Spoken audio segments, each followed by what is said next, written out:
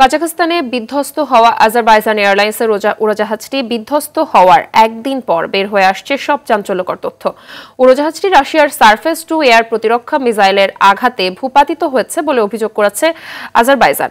তবে বিষয়টিকে কেবলই অনুমান নির্ভর বলছে রাশিয়া। বিস্তারিত রাকিব হাসানের রিপোর্টে। কাজাখস্তানে বিধ্বস্ত আজারবাইজান এয়ারলাইন্সের উড়োজাহাজটি ভূপাতিত করেছে রাশিয়ার বিমান প্রতিরক্ষা ব্যবস্থা। এমন তথ্যই প্রাথমিক অনুসন্ধানে উঠে এসেছে বলে রয়টার্সকে জানিয়েছে আজারবাইজানের তদন্ত সংশ্লিষ্ট 4টি সূত্র। কর্মকর্তারা বলছেন, উড়োজাহাজটিতে আঘাত হেনেছিল রাশিয়ার পান্তসির এস আকাশ প্রতিরক্ষা মিসাইল। গজনিতে যখন বিমানটি প্রবেশ করে তখন জ্যামারের কারণে এটির যোগাযোগ ব্যবস্থা স্থগিত হয়ে পড়েছিল বলেও জানান তিনি।